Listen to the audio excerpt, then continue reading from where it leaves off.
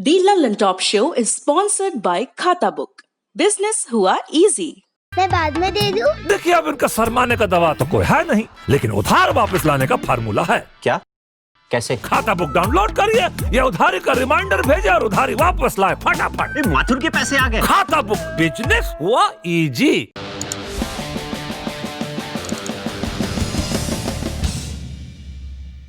नमस्कार, सौरभ द्विवेदी नाम है हमारा और आप देखना शुरू कर चुके हैं दी ललन टॉप शो। किसानों और पुलिस के संघर्ष में आज किसान जीत गए। दिन भर की झड़पों के बाद किसानों को दिल्ली में एंट्री मिल गई। किसान प्रदर्शनों को लेकर आज सुबह से अब तक क्या हुआ, कहां हिंसा हुई, किस नेता ने क्या कहा, सब विस्तार से बताएंगे। और बताएंगे हाईकोर्ट का वो फैसला जिसमें अभिनेत्री कंगना रनौत की जीत है। लेकिन सबसे पहले ये वीडियो देखिए। गंभीर मसला है। मुख्यमंत्री पे हत्या का मुकदमा चला, मुख्यमंत्री को जुर्माना देना पड़ा। क्या हमने गलत बोला है? ये तो फैक्ट है। विषय आ चुका है। महोदय, एक बात तो बैठ जाइए, आप बैठ जाइए। नेता प्रतिपक्ष बकवास ही बोल रहा है। बैठ जाइए नेता प्रतिपक्ष, बैठ जाइए। ऐसी बात है तो आप जांच करवाइए और इसके खिलाफ कार्रवाई होगी। ये झूठ बोल रहा है।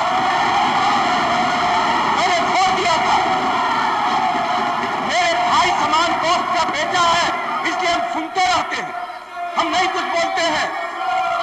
और इसके पिता को किसने बनवाया था? ज्यादा दिन नहीं हुए जब हम बिहार की रैलियों में नेताओं के एक दूसरे पर वार पलटवार देख रहे थे। अब राज्य में एनडीए की सरकार बन चुकी है तो बारी विधानसभा के अंदर की है। इसकी वानगी आपने देखी। नेता प्रतिपक्ष तेजस्वी यादव के आरोप पर मुख्यमंत्री नीतीश कुमार ने जो प्रतिक्रिया दी उसे शास्त्रों में आग बबूला होना कहते हैं। उनके मुंह से निकला, मेरे भाई समान दोस्त का बेटा है तो सुनते रहते हैं। उनका इशारा लालू प्रसाद यादव की तरफ था। पुरानी यारियां और नई अदावतें। आज 27 नवंबर को बिहार विधानसभा के शीतकालीन सत्र के आखिरी दिन देखी गई। राज्यपाल फागू चौहान के अभिभाषण पर चर्चा हो रही थी। तेजस्वी यादव ने नीतीश पर आरोप लगाया कि वो 1991 में हुई एक हत्या के मामले में शामिल है। ये सुनना था कि नीतीश तैश में आ गए। उन्होंने कहा कि इसकी जांच होनी चाहिए, ये झूठ बोल रहा है। उन्होंने राजनीति के पुराने पन्ने उलटने शुरू कर दिए। गिना डाला कि लालू को विधायक दल का नेता किसने बनाया, तेजस्वी को उप मुख्यमंत्री किसने बनाया। तेजस्वी पर लगे भ्रष्टाचार के आरोप का जिक्र किया। हंगामा बढ़ा तो विधानसभा अध्यक्ष विजय चौधरी ने कार्रवाई स्थगित कर दी। यही ठेठ राजनीति है और यही राजनीति का रंग है, जहां इतिहास के कसैले घाव सामने आ ही जाते हैं। अब बढ़ते हैं दिन की सुर्खियों की तरफ। सबसे पहले कोविड-19 से जुड़े कुछ अपडेट्स। पिछले 24 घंटे में कोरोना संक्रमण के 43,082 नए मामले सामने आए और 492 लोगों की मौत हुई। लगातार बढ़ रहे संक्रमण के बीच केंद्र सरकार ने अंतर्राष्ट्रीय उड़ानों पर लगी रोक को 31 दिसंबर तक बढ़ा दिया है।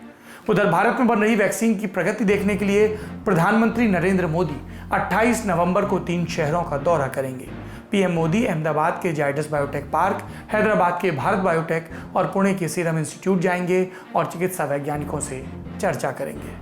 ये थे कोविड के आज के अपडेट। दूसरी सुर्खी पश्चिम बंगाल से। यहाँ सत्ताधारी तृणमूल कांग्रेस को बड़ा झटका लगा। ममता सरकार में परिवहन, सिंचाई और जल संसाधन मंत्री शुभेंदु अधिकारी ने अपने पद से इस्तीफा दे दिया। टीएमसी के इस प्रभावशाली नेता ने मुख्यमंत्री ममता बनर्जी के अलावा राज्यपाल जगदीप धनखड़ को भी इस्तीफे की जानकारी दी। जैसा कि राजनीति में अक्सर होता है, अब अटकलें लगने लगी कि वो बीजेपी में शामिल हो सकते हैं। शुभेंदु ने टीएमसी से नाराजगी के संकेत तब दिए थे जब हुगली रिवर ब्रिज कमिश्नर के चेयरमैन पद से इस्तीफा दिया। मुख्यमंत्री ममता बनर्जी ने बांकुरा में आयोजित एक रैली में खुद को राज्य के सभी जिलों का इकलौता पार्टी ऑब्जर्वर घोषित किया था। इसके बाद सूत्रों के हवाले से खबरें आई कि कई जिलों में ऑब्जर्वर की जिम्मेदारी संभाल रहे शुभेंदु अधिकारी को ममता की ये बात पसंद नहीं आई। पसंद तो उन्हें प्रशांत किशोर के कहने पर संगठन में हो रहे बदलाव भी नहीं आ रहे थे और ऐसे में शुभेंदु ने अपना विरोध प्रकट कर दिया। उनका इस तरह जाना ममता बनर्जी और टीएमसी के लिए बड़ा झटका है, क्योंकि वो पूर्वी मिदनापुर जिले के प्रभावशाली राजनीतिक परिवार से आते हैं। पिता उनके सांसद। परिवार की 65 विधानसभा सीटों पर पकड़ मानी जाती है, असर माना जाता है। 6 जिलों की सीटें। उनके पिता का मैंने जिक्र किया, शिशिर अधिकारी 1982 में कांथी दक्षिण से कांग्रेस के विधायक थे। बाद में ममता बनर्जी के साथ आए और टीएमसी के संस्थापक सदस्य रहे। शुभेंदु 2006 में कांती दक्षिण सीट से विधायक चुने गए। नंदीग्राम आंदोलन से बड़े नेता बने। 2007 में पूर्वी मिदनापुर जिले के नंदीग्राम में एक इंडोनेशियाई केमिकल कंपनी के भूमि अधिग्रहण के खिलाफ उन्होंने लड़ाई लड़ी। खूनी संघर्ष हुआ जिसकी वजह से तत्कालीन लेफ्ट सरकार को झुकना पड़ा। इसके बाद सिंगूर में भी भूमि अधिग्रहण का विरोध शुरू हुआ और 34 साल से सत्ता में काबिज लेफ्ट को हटाकर ममता बनर्जी सत्ता में आई। ममता ने शुभेंदु के प्रभाव को देखते हुए उन्हें जंगल महल इलाके का ऑब्जर्वर बनाया था। इसमें पश्चिमी मिदनापुर, बांकुरा और पुरुलिया जिले शामिल हैं। 2009 में शुभेंदु अधिकारी तुमलुक से लोकसभा के सांसद भी चुने गए थे। 2016 के विधानसभा चुनाव में उन्होंने तमलुक सांसद के पद से इस्तीफा दिया और ममता सरकार में मंत्री बने। अगर शुभेंदु के बीजेपी में जाने की अटकलें सही साबित होती हैं तो पश्चिम बंगाल चुनाव के लिए जोर शोर से जुटी बीजेपी को टीएमसी का एक और अंदरूनी आदमी मिल जाएगा, जो कि जाहिर है बीजेपी को मजबूत करेगा।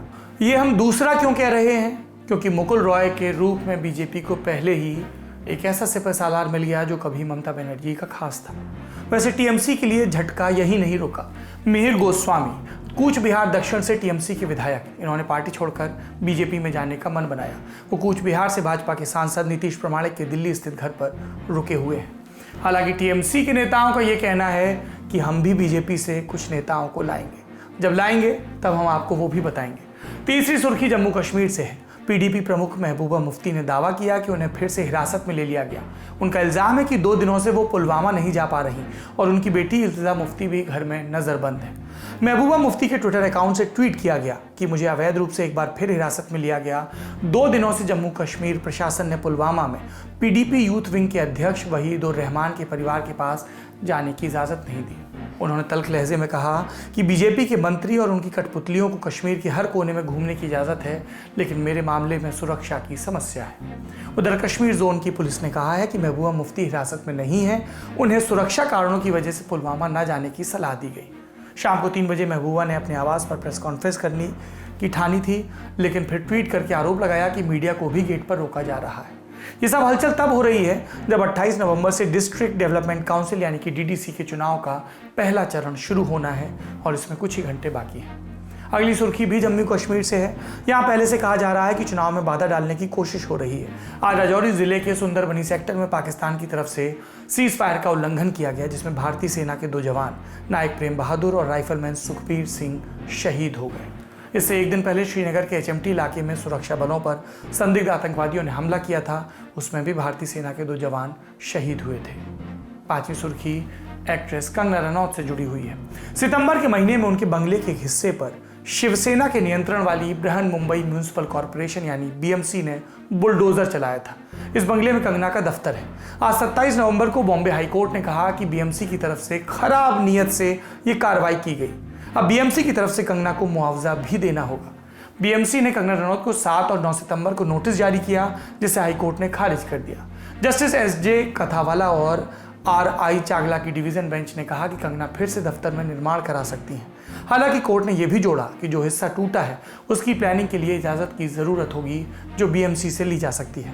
कोर्ट ने कहा कि एक नागरिक के अधिकारों की उपेक्षा करते हुए बीएमसी ने जानबूझकर ऐसा किया। कोर्ट ने इसके लिए शिवसेना के मुखपत्र सामना के लेखों और न्यूज़ चैनल्स की वीडियो क्लिप का हवाला भी दिया।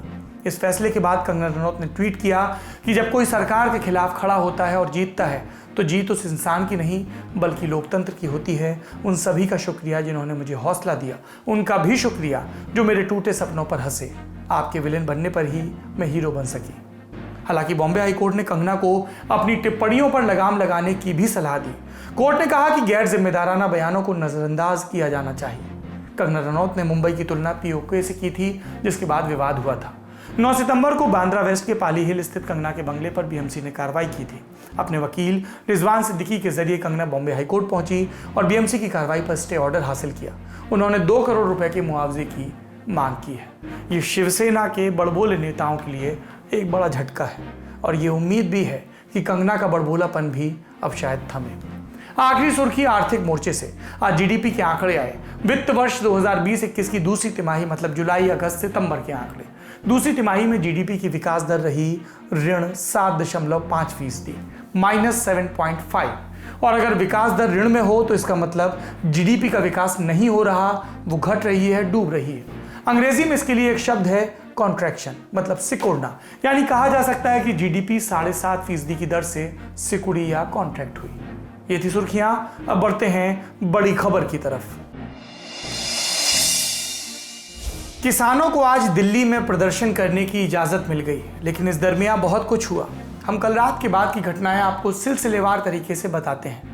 पंजाब और हरियाणा के किसान संगठनों ने 26 नवंबर को यानी कल ही दिल्ली में दाखिल होने की योजना रखी थी, पर यह मुमकिन नहीं हो पाया। पंजाब से हरियाणा में दाखिल होने वाले किसानों को कल दिन भर हरियाणा की पुलिस ने बॉर्डर पर रोकने की कोशिश की। बहुत मशक्कत के बाद किसान आगे बढ़ पाए। पंजाब के पटियाला और हरियाणा के अंबाला की सीमा पर पुलिस और किसानों के बीच हिंसक झड़पें हुई। वाटर कैनन और आंसू गैस के बावजूद पुलिस किसानों को नहीं रोक पाई। किसानों ने बैरिकेड तोड़ दिए, दिल्ली की तरफ आगे बढ़ने लगे। हरियाणा के पानीपत, सोनीपत, रोहतक, जींद, फतेहाबाद और अंबाला जिले में प्रदर्शनों की वजह से माहौल तनावपूर्ण रहा। इन जिलों में पुलिस और प्रदर्शनकारियों की झड़पें होने की खबरें भी आईं। जींद और अंबाला में सरकारी और प्राइवेट वाहनों में तोड़फोड़ की भी खबरें। कई जगह प्रदर्शनकारियों ने पुलिस पर पथराव किया। कल ही ऑल इंडिया किसान संघर्ष कोऑर्डिनेशन कमेटी और संयुक्त किसान मोर्चा का भी साझा बयान आया, जिसमें उन्होंने कहा कि लाखों किसान दिल्ली की तरफ कूच कर रहे हैं और उन्हें दिल्ली जाने से नहीं रोका जा सकता। आज सुबह दिल्ली के बॉर्डर पर पुलिस और किसानों के बीच फिर झड़प शुरू हुई। करनाल से दिल्ली की तरफ आने वाले हाईवे से किसान आ रहे थे। पुलिस ने सिंगू बॉर्डर पर उन्हें रोकने का इंतजाम कर रखा था। किसानों को तितर बितर करने के लिए पुलिस ने आंसू गैस के करीब 10 गोले छोड़े। पुलिस ने किसानों को बताया कि वो दिल्ली में नहीं घुस सकते, क्योंकि दिल्ली डिजास्टर मैनेजमेंट अथॉरिटी ने कोरोना की वजह से भीड़ जुटने पर पाबंदी लगा रखी है। पुलिस और किसान नेताओं की बहस का ये वीडियो भी वायरल हो रहा है, देखिए। हम किसान हैं, हमारे ऊपर ये कानून लगाया गया है। हम किसी नुमाइंदे को नहीं मानते, सब किसान है। इधर किसान अपना प्रोटेस्ट करने के लिए, अपना रोष करने के लिए दिल्ली आए हैं। हम लोग भारत के बाशिंदे हैं, भारत के बाशिंदे हैं। हमारे भारत की ये राजधानी है। हम लोग शांतमय तरीके से अपना जो भी है इधर रखना चाहते हैं। दिल्ली में आए हैं भाई, अपना शांति से अपनी बात रखने के लिए आए हैं। कोई झगड़ा करने के लिए नहीं है। झगड़ा कर रही है पहले हरियाणा की पुलिस, अभी दिल्ली की पुलिस। हम लोग झगड़ा नहीं कर रहे। मैं आपसे एक बात पूछना चाहता हूँ सरदार जी, बताइए। पुलिस क्या पब्लिक से झगड़ा करने के लिए होती है?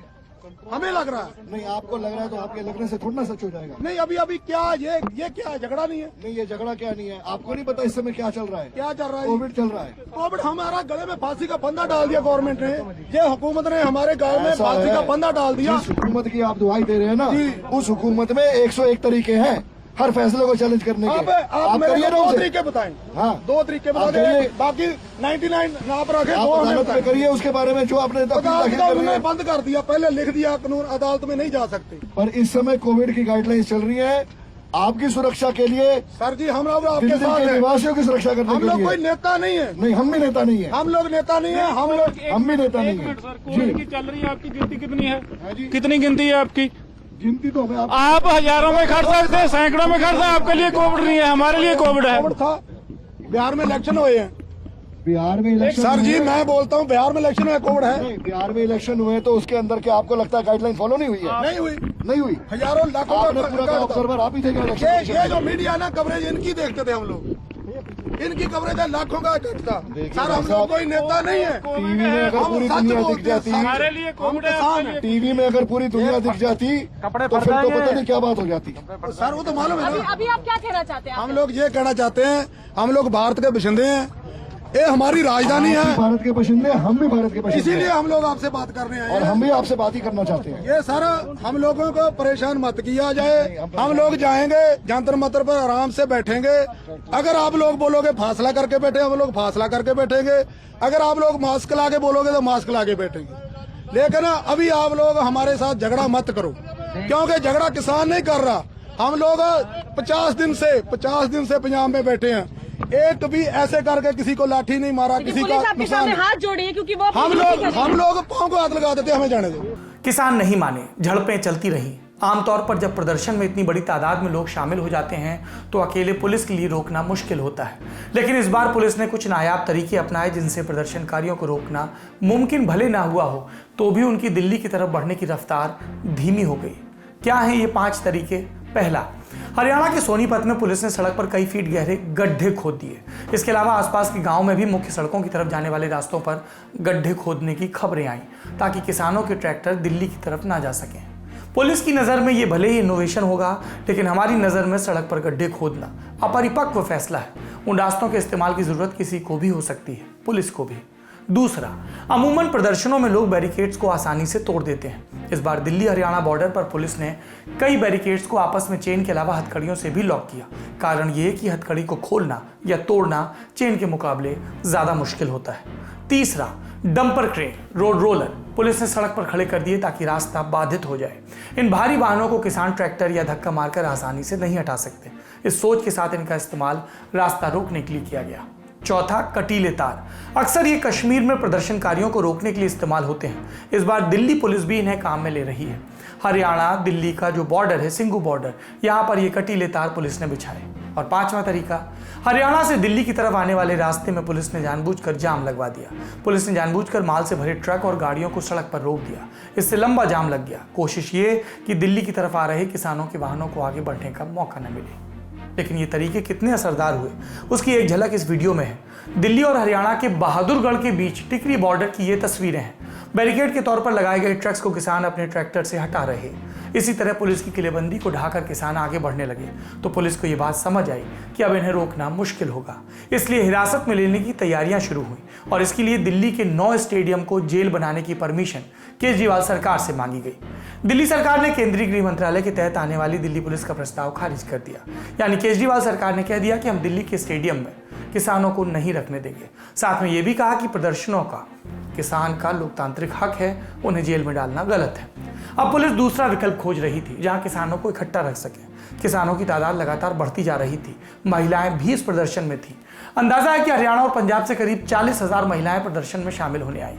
प्रदर्शन स्थल के बगल से ये तस्वीरें भी आई जिसमें महिलाएं साथी प्रदर्शनकारियों के लिए खाना बना रही हैं। किसान कई दिन रुकने के हिसाब से खाने पीने का सामान साथ लेकर चल रहे हैं।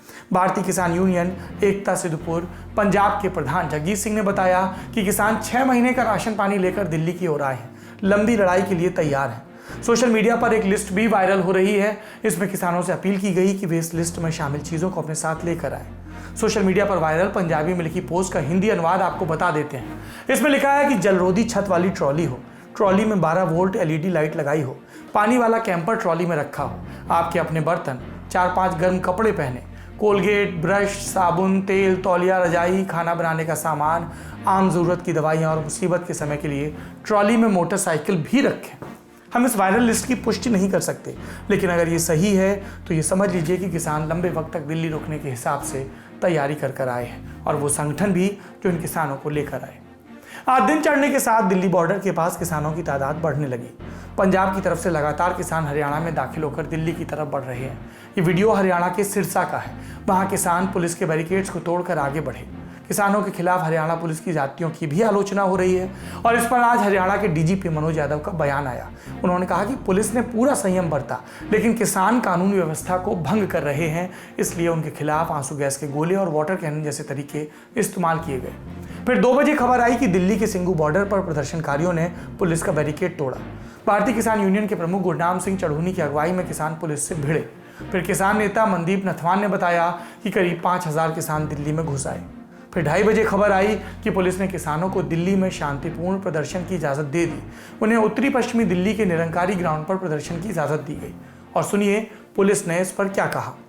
किसान नेताओं से बातचीत के बाद दिल्ली पुलिस ने उनको पीसफुल प्रोटेस्ट होल्ड करने को परमिट कर दिया है और उसके लिए जो बुराड़ी में निरंकारी ग्राउंड है उसको निर्धारित किया गया है। बस उनसे ये अपील है कि शांति बनाए रखें ताकि किसी और को किसी तरह की समस्या न हो। फिलहाल किसानों का निरंकारी ग्राउंड में जुटने का सिलसिला चल रहा है और राजनीतिक बयानबाजी भी चल रही है। आज फिर ट्विटर पर पंजाब और हरियाणा का झगड़ा चला। पंजाब के मुख्यमंत्री और कांग्रेस के नेता कैप्टन अमरिंदर सिंह ने किसानों को दिल्ली में घुसने देने के लिए केंद्र के फैसले को ठीक बताया, लेकिन हरियाणा सरकार पर जाति का आरोप लगाया। कांग्रेस नेता राहुल गांधी का भी ट्वीट आया। उन्होंने लिखा कि पीएम को याद रखना चाहिए था कि जब जब अहंकार सच्चाई से टकराता है, पराजित होता है। सच्चाई की लड़ाई लड़ रहे किसानों को दुनिया की कोई सरकार नहीं रोक सकती। मोदी सरकार को किसानों की मांगें माननी ही होंगी और काले कानून वापस लेने होंगे। केंद्र सरकार के बचाव में हरियाणा के मुख्यमंत्री और बीजेपी नेता मनोहर लाल खट्टर का बयान आया। उन्होंने कहा कि केंद्र सरकार बातचीत के लिए हमेशा तैयार है। मेरी सभी किसान भाइयों से अपील है कि अपने सभी जायज मुद्दों के लिए केंद्र से सीधे बातचीत करें। आंदोलन इसका जरिया नहीं है, इसका हल बातचीत से निकलेगा। अब बात यह आती है कि क्या किसानों को दिल्ली में घुसने से नहीं रोकना चाहिए था। दिल्ली में किसानों के प्रदर्शन को लेकर अक्सर एक पुरानी मिसाल दी जाती है। करीब 30 साल पहले 1988 की बात है, तब 5 लाख के लगभग किसान अपने मवेशियों और ट्रैक्टर के साथ दिल्ली के बीचों बीच पहुंच गए थे। उनके नेता थे भारतीय किसान यूनियन के महेंद्र सिंह टिकैत।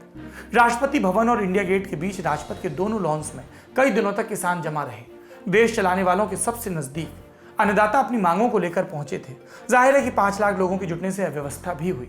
उसके बाद से बड़े प्रदर्शनों को लेकर सरकारें एहतियात बरतती हैं। सरकार चाहे किसी भी पार्टी की हो, प्रदर्शनकारियों को रोकने की कोशिश करती है। कोई भी सरकार नहीं चाहती कि उसके खिलाफ प्रदर्शन हो, और वो भी ऐसे संवेदनशील इलाकों में जहां देश की संसद है, राष्ट्रपति भवन है, नॉर्थ ब्लॉक, साउथ ब्लॉक और कई सेक्रेटरीट हैं। लेकिन सरकार के ना चाहते हुए भी किसानों के प्रदर्शन सालों में बारंबार होते रहे, और इसकी वाजिब वजह है जब 1988 में किसानों ने दिल्ली को बंधक बनाया, तब खेती का जीडीपी में हिस्सा 30% था, और अब करीब 60% लोग खेती पर निर्भर थे। 2 दशक बीत गए, खेती पर निर्भरता 10% घटी, लेकिन जीडीपी में खेती का हिस्सा 15% के करीब रह गया। यानी खेती फायदे का सौदा नहीं। फिर भी देश की आधी आबादी खेती पर निर्भर है, और इसी परसेंटेज के लिहाज से हमारे लोकतंत्र में किसान सबसे बड़ा प्रेशर ग्रुप बनते हैं। आंदोलनों और प्रदर्शनों के जरिए किसान सरकार पर प्रेशर डालने की कोशिश करते हैं, लेकिन ज्यादातर नाकामयाबी ही मिलती है। देश में किसानों के 200 से ज्यादा बड़े संगठन हैं। बड़े संगठनों ने आपस में मिलकर ऑल इंडिया किसान संघर्ष कोऑर्डिनेशन कमेटी बनाई, जिसके तहत ज्यादातर प्रदर्शन होते हैं। अब सवाल यह है कि हर साल 6 महीने से हम किसानों को लाठियां खाते देखते हैं, अलग अलग राज्यों में सहानुभूति दिखाते हैं, लेकिन क्या उनकी मांगें पूरी होती हैं? क्या इन प्रदर्शनों के बाद वो सरकार से कोई फायदा लेकर जाते हैं? अगर पिछले 10 साल के किसानों के प्रदर्शनों पर गौर करें तो ज्यादातर प्रदर्शन स्वामीनाथन कमेटी की रिपोर्ट लागू करने, फसलों का उचित दाम तय करने या कर्ज माफी के लिए हुए। यूपीए सरकार के दौर में स्वामीनाथन आयोग ने फसलों का एमएसपी उत्पाद लागत से 50% ज्यादा रखने की सिफारिश की थी, लेकिन कई बरस बीत जाने के बाद भी कांग्रेस की सरकार और भाजपा की ये बातें पूरी तरह से लागू नहीं हो पाई। पंजाब और हरियाणा के किसान एमएसपी बचाने की लड़ाई लड़ रहे हैं, लेकिन हकीकत यह है कि देश के करीब 6% किसानों को ही एमएसपी मिल पाता है। खेती पहले भी घाटे का सौदा थी, आज भी है, और इन प्रदर्शनों के बाद भी शायद रहे, जब तक कि सरकारें मुकम्मल नीतियां न लाएं, छोटे किसानों के हितों की रक्षा न करें। और इसमें दो राय नहीं कि किसानों के प्रदर्शनों में राजनीति होती है। बिना राजनीति के, बिना पॉलिटिकल सपोर्ट के कोई भी बड़ा प्रदर्शन नहीं हो सकता, लेकिन प्रदर्शनों वाली राजनीति किसानों के हक में जाती तो इसमें खराबी क्या है? खराबी तब होती है जब अपने नेताओं के कहने पर किसान भीड़ जुटाते हैं, प्रदर्शन करते हैं और फिर नेता अपने हित साधने लगते हैं। खराबी तब भी है जब ये अन्नदाता हिंसा में शामिल हो जाते हैं या अराजकता फैलाते हैं। हालिया प्रदर्शनों में शामिल संगठनों का अतीत खोजने पर कुछ दिलचस्प बातें और पता चलती हैं। पिछले लोकसभा चुनाव के दरमियान पंजाब के कई बड़े अखबारों में 15 अप्रैल 2019 को एक खबर छपी। खबर यह थी कि किसान संगठनों ने चुनाव में कांग्रेस का समर्थन किया। भारतीय किसान यूनियन के मान फैक्शन ने कहा कांग्रेस को वोट देने में ही फायदा है। संगठन के अध्यक्ष भूपिंदर सिंह मान का बयान डिटेल में छपा था। उन्होंने कहा था कि हमने सभी पार्टियों के मैनिफेस्टो पढ़े और कांग्रेस का मैनिफेस्टो बाकी पार्टियों के मुकाबले किसानों की समस्याओं के लिए बेहतर है। मैनिफेस्टो में बेहतर क्या था? उनके मुताबिक बीजेपी ने कर्ज माफी लिखा था और कांग्रेस ने कर्ज मुक्ति। इसका मतलब कांग्रेस हमेशा के लिए कर्ज को खत्म करना चाहती है। भूपिंदर सिंह मान ने एक और दलील दी कि कांग्रेस ने आवश्यक वस्तु अधिनियम और एपीएमसी एक्ट में बदलाव का वादा किया और इन नीतिगत बदलावों से किसानों का फायदा होगा। विडंबना यह है कि बीजेपी सरकार ने उन्हीं कानूनों में बदलाव किया और उसी का अब वही किसान संगठन विरोध कर रहे हैं। किसान जब सब कुछ छोड़कर दिल्ली आते हैं, पुलिस की लाठियां खाते हैं, ठंड में वाटर कैनन का मुकाबला करते हैं, तब उन्हें लगता है कि वो अपने हक के लिए लड़ रहे हैं। उन्हें न सरकार की न नेताओं की राजनीति समझ आती है। जरूरत इस बात की कि न सरकार और न ही किसान नेताओं को किसानों से छल करना चाहिए। आज के शो में बस इतना ही।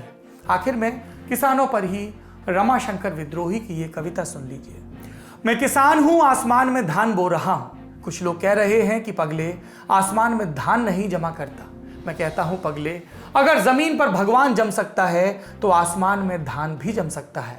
और अब तो दोनों में से कोई एक होकर रहेगा, या तो जमीन से भगवान उखड़ेगा या आसमान में धान जमेगा। ये लड़ाई फिल वक्त भगवान से नहीं है, ये लड़ाई फिल वक्त इंसानों की है, इंसानों की नुमाइंदगी करने वालों से। उम्मीद करता हूं कि उनकी जायज मांगे सुनी जाएंगी। अपना और अपनों का ख्याल रखिए। जल्द आपसे फिर मुलाकात होगी। एक छोटे से विराम के बाद मेरे साथी आपकी सेवा में प्रस्तुत रहेंगे। मैं कुछ पारिवारिक जिम्मेदारियां निभाकर आपके बीच फिर हाजिर होऊंगा। शुक्रिया, शुभ रात्रि। घुटना, कंधा या कमर, चाहे जैसा हो दर्द, डॉक्टर ऑर्थो आपको देता है दर्द से पूरी आजादी, एक भरपूर जिंदगी।